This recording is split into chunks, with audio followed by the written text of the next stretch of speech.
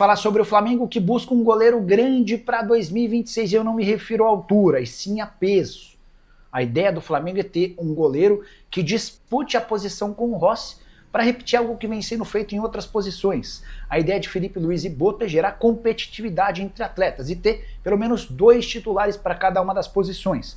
Em vários dos setores o Flamengo já foi capaz de conseguir isso. No goleiro a questão ainda não foi bem resolvida. O Matheus Cunha, que é atleta da base, já tem pré-contrato assinado com o Cruzeiro e se muda no fim da temporada. O Flamengo chegou a fazer uma investida no Gabriel Brazão, oferecendo 7 milhões de euros, mas o Santos decidiu pela permanência do atleta. Não está descartada uma nova investida no Gabriel Brazão para janeiro. Mas o Brazão não é a única alternativa. Outros nomes, de ainda mais peso do que o Brazão, estão na mira rubro-negra. Tudo para que o Flamengo tenha um dos melhores elencos da América do Sul. Além do goleiro, busca-se também um centroavante, alguém que possa disputar a posição com Pedro. Esse camisa 9 só não foi contratado porque as investidas em atletas que atuam no futebol europeu acabou por não resultar em bons frutos. Alguns nomes tentados, Tati Castellanos, o Beltrán, jogador da Fiorentina, teve também uma investida em Gabriel Jesus, que está machucado. Só para completar o noticiário rubro-negro, contar que Jorginho viajou com a delegação do Flamengo nesta terça-feira rumo à Argentina e fica à disposição de Felipe Luiz para a decisão contra o Estudiantes quinta-feira em La Plata. Para te falar sobre o Flamengo, contei para vocês no vídeo dessa terça-feira que o Fla vai buscar um goleiro grande, de nome, para 2026. E quase que simultaneamente a essa informação surge o nome de Bento, goleiro da seleção brasileira, 26 anos de idade, atualmente no Al Nassr. A situação dele na Arábia Saudita é meio delicada. Ele tem jogado muito pouco no Campeonato Saudita. Para falar a verdade, ele não jogou no Campeonato Saudita. O Bento falha na Supercopa, torneio que abre a temporada, e a partir daí o técnico Jorge Jesus passou a optar pelo goleiro da seleção saudita para os jogos locais. O Bento tem sido utilizado apenas em jogos da Copa do Rei.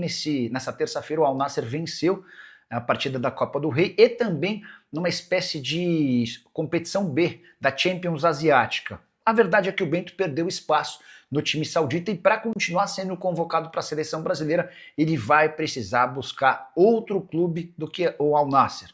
Saída na virada do ano é algo emergencial se ele quiser ter a oportunidade de jogar a Copa do Mundo. Duvido que o Carlo Ancelotti siga convocando o Bento com essa situação de reserva na Arábia Saudita. O grande ponto e problema para que o Flamengo o contrate diz respeito ao seu salário. Ele ganha quase 3 milhões de reais por mês na Arábia Saudita. Não há nenhum jogador no Flamengo com um salário tão alto. O Rossi, que é titular absoluto, ganha pouco mais de 1 milhão de reais mensais. Só para arrematar, lembrar também que o Al Nassr, quando o contrata do Atlético Paranaense, gasta 18 milhões de euros. Você, na condição de presidente do Flamengo, investiria quanto para ter um goleiro como o Bento no seu time? Já usa o espaço para comentário e registra a sua opinião, beleza? Agora de falar sobre... Depender dos palmeirenses, eles estão apostando que o Palmeiras vence o River e que o Flamengo perde para o Estudiantes e é eliminado nos pênaltis. É isso que o nosso amigo lá, o Lugó, da Turma do Amendoim, ele me provocou, ele mandou para mim, me marcou, até repostei lá no Insta para deixar registrado. Ele disse que o Palmeiras ganha, gol do Flaco Lopes. Ele é o profeta, então ok. Ele é o profeta, beleza. Eles estão muito confiantes, eu respeito. Confiança, né? Eu também estou confiante no Mengão, mas ele disse que o Flamengo vai perder e vai ser eliminado nos pênaltis. Né? Sonhar não custa nada. Ok, beleza. É isso aí. Eu gosto assim. Né? Falando que o Flamengo vai ser eliminado. Vamos ver o que vai acontecer, né? Palmeiras e Racing devem fazer a final da Libertadores. Eu tô com a esperança disso. Amanhã o Palmeiras ganha do River Plate com gol de Andrés Pereira, gol de Flaco Lopes, Vitor Roque. E o Flamengo vai tomar 1-0 na quinta e vai perder nos penais. Ah, será que eu tô iludido? Eles estão aí, ó. Eles estão aí já. Mas eu, de qualquer forma, vou fazer a minha fezinha, tá? River para passar e Flamengo para passar. Então eu vou colocar o River, vitória do River. Não vou falar nem do River passando, vitória do River, tá? Lá em São Paulo é difícil, mas eu vou acreditar, fazer a oddzinha da secada. Eu vou só para torcer, troquinho do pão, jogando com responsabilidade para maiores de 18 anos, é diversão no investimento. Eu vou colocar o River para vencer o jogo e o Flamengo, Flamengo ou empate. Flamengo ou empate no jogo lá, vou fazer essa múltipla aí, hoje e amanhã. Se bater, bateu, né? Eu não gosto, cara, eu sinceramente fico na minha. Deixa falar, tá, vai ser eliminado, beleza. Né? Falar é fácil, vamos ver o que vai acontecer. Né? Embora a gente saiba que realmente o Palmeiras é favorito e o Flamengo ganhou o primeiro jogo, mas tem um jogo difícil lá. Mas vamos na maciota, vamos na maciota. Eu tô confiante, já falei pra vocês mais cedo, que tem vários motivos aí pra gente acreditar na classificação do Mengão, mas eu fazer o quê? Se eles não acreditam, não são eles que têm que acreditar, somos nós. Agora, já dei a dica pra vocês aí, e já dei o recado aí também pro Lugó da Turma do Amendoim, um abraço pra ele aí, né? Mas fazer o quê, né? O dia que você acreditar no Flamengo também, né, meu querido? É isso. Mas respeita que na última partida que a gente ganhou vocês aí dentro do Allianz, você tava falando que o Palmeiras jogou com a fralda cheia. Fralda cheia, né? O tigrinho, fralda cheia, é. Cuidado que a fralda pode encher de novo, hein? Cuidado que hoje... Vamos lá, deixa quieto. Só não vale depois ficar depois do jogo aí revoltado dizendo que a fralda tá cheia, né? O Abel, pedir a saída do Abel, como você pede, né? Eu já falei, o Abel é um grande treinador, mas toda hora você tá pedindo a saída dele aí. Como eu vi um monte de influenciador do Fluminense aí também, pedir a saída do Renato, que o Renato é isso, o Renato é aquilo. O cara fez até mais do que dava pra fazer com o Fluminense. Quem vendeu o Arias não foi ele, não. Quem vendeu o Arias não foi o Renato. Então eu vi muita gente falando aí do Renato. Eu sempre fui um cara que... eu não sou melhor amigo do Renato, mas eu sempre gostei do que o Renato foi como jogador. Como treinador, eu acho que ele tem um fator ali motivacional muito grande. A parte tática não acho também ruim, mas não é dos melhores. Mas é um cara que faz um trabalho interessante. E, cara, ele não tinha... Eu não vejo ele com material no Fluminense para fazer melhor do que ele fez, não. Não vejo. Agora, esse assunto aí rendeu. Esse assunto rendeu porque aquele cidadão lá, o Flávio Prado, ele foi atacar os influenciadores generalizando, dizendo que causam problemas às famílias das pessoas, que não sabem nada do assunto, que se ele não sabe falar sobre algum assunto, ele nem fala, e que o pessoal, 99% das pessoas que falam de futebol, e torcedores também, ele incluiu torcedores. Olha esse sujeito, esse Flávio Prado lá da Jovem Pan.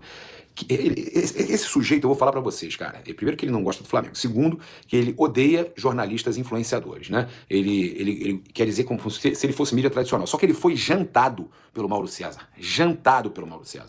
Aí ele falou que o Renato tá reclamando dos influenciadores e detonou os influenciadores, né? Falando que realmente não sabem nada, que querem ter uma opinião e ainda tem gente que segue e tudo mais. E que ele, no caso, quando ele não sabe de alguma coisa, ele não comenta. E falou pelos cotovelos. E aí o Mauro César aproveitou para dar uma cutucada. Logo em seguida, o Mauro falou que não é fã do trabalho do Renato, que gosta do Renato como pessoa, entende pessoas que defendem o Renato, que são amigos do Renato, porque o Renato realmente é um cara boa praça. Só que aí ele detonou o Flávio Prado, porque ele fala o seguinte: o Renato, quando falou, ele não estava falando somente de influenciadores, ele estava falando de jornalistas também. E aí ele pegou e falou assim pro Flávio: e a gente está aqui aonde? A gente está no YouTube. A Jovem Pan é no YouTube. Então, isso aí, essa carapuça aí serve para eles também, né? Então, a crítica do Renato foi para quem critica o trabalho dele. E tem muita gente que critica com fundamento, que critica com informação, e foi o que o Mauro falou.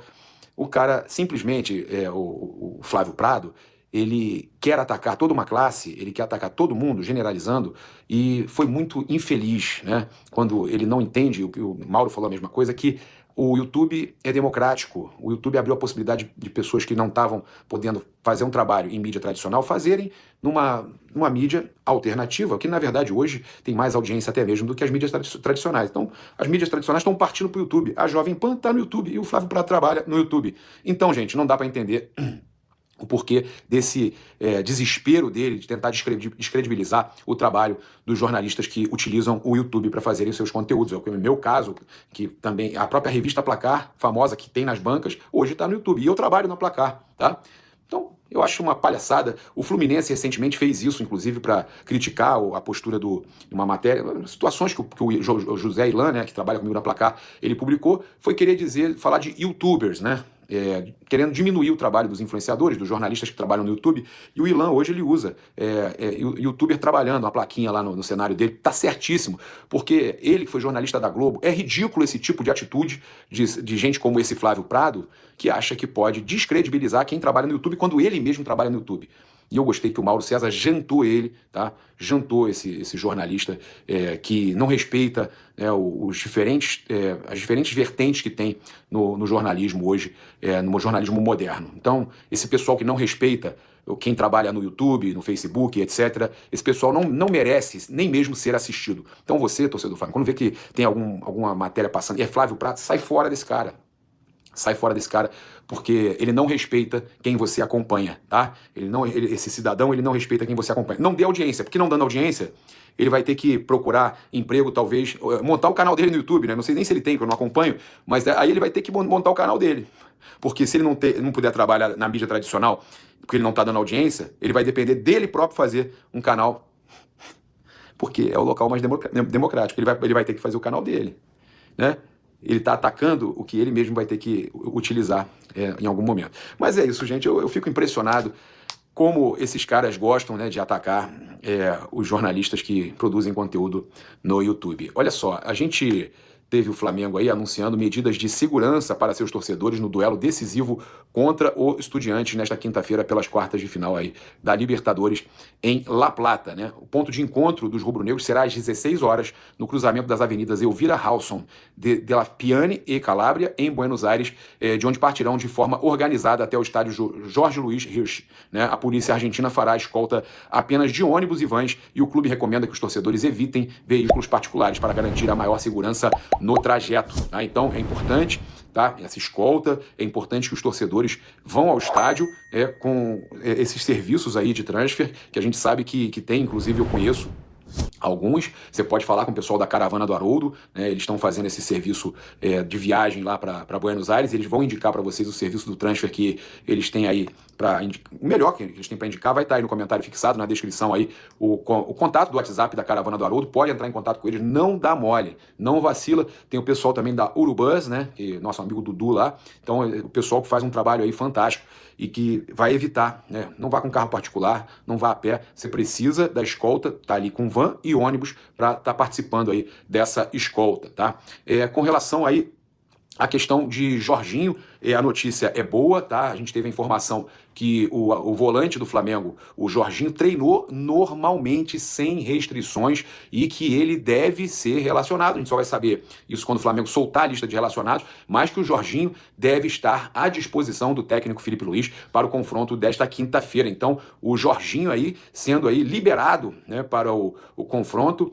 Se vai entrar jogando são outros 500, mas ele provavelmente deve ser aí relacionado, o volante Jorginho, o Alexandro também, né, deve ser relacionado para a partida. Então o Flamengo tem aí 2 reforços que estavam aí no departamento médico à disposição, né? Agora apenas o Eric Pulgar e o Michael continuam aí no departamento médico. O Eric Pulgar a gente já falou que deve retornar contra o Bahia, não volta contra o Corinthians, mas possivelmente contra o Cruzeiro possa ser relacionado, e está 100%, né, contra o Bahia, tá? Então, próxima semana é a semana decisiva aí pro retorno do Eric Pulgar. O Jorginho, então, a gente deve ter relacionado, se Deus quiser, para esse jogo contra o Estudiantes lá em La Plata, né? Vale a gente comentar aqui, eu conversei com alguns torcedores argentinos que falaram que não há pressão tão forte como a Bombonera, como o estádio também do Racing, o Cilindro, né, como o estádio também do Peñarol, não tem tanta pressão assim no estádio do Estudiantes, né? Uma situação ali que joga a favor do Flamengo. Eu lembro do jogo em 92, que foi 1-1, e que o Flamengo se classificou depois de ganhar por um gol de diferença também no Maracanã. Então, o Flamengo tem esse histórico a favor, tem um elenco fortíssimo, tem tudo aí para conseguir passar na Copa Libertadores, e o fator importante é que o estádio não tem tanta pressão, não é uma panela de pressão, né? A gente viu isso também no jogo do Botafogo contra eles na Libertadores, antes do Botafogo ser eliminado, na fase de grupos, a gente viu o Botafogo jogar e não foi tanta pressão assim, né? O Flamengo também tem a seu favor, como eu falei, o fato de que só tomou 2 gols de diferença, só perdeu por 2 gols de diferença, o suficiente que é para eliminar o Flamengo. Seriam 2 gols de diferença. O Flamengo só perdeu por 2 gols de diferença para o Bayern de Munique na Copa do Mundo de Clubes. Fora isso, o Flamengo não perdeu para mais ninguém por 2 gols de diferença. Então, eu estou muito confiante. Acho que o Flamengo vai voltar da Argentina, se Deus quiser, né? É sempre arriscado, é Copa Libertadores, ela é traiçoeira, mas se Deus quiser, o Flamengo vai voltar da Argentina com a classificação para a semifinal contra o Racing. É isso. Eu convido você a seguir, curtir, compartilhar em todas as plataformas. Você que está no YouTube, convido a se inscrever aqui embaixo, acionar a notificação no sininho, deixar aquele like maroto no vídeo. Muito obrigado aí pela sua companhia. E o Pix do Milhão, hoje 100 mil, daqui a pouquinho tem 100 mil aí que você pode estar ganhando, e também 1 milhão na sexta-feira, fora. Matias Araújo parece carregar uma verdadeira pedra no sapato quando o assunto é Flamengo. Em 9 jogos disputados contra o Rubro Negro, ele só conseguiu 1 gol e viu um time carioca vencer 6 vezes, incluindo o título da Copa do Brasil 2024, que ficou marcado como um dos momentos mais dolorosos da sua carreira. O curioso é que sua única boa lembrança contra o Mengão foi justamente na estreia em 2020, quando o Atlético Mineiro venceu de 4-0. De lá para cá, os números mostram um domínio absoluto do Flamengo sobre o argentino, que agora enxerga a Libertadores como a chance de buscar redenção e quem sabe mudar essa escrita negativa. E aí, nação, o que você achou dessa notícia? Deixe sua opinião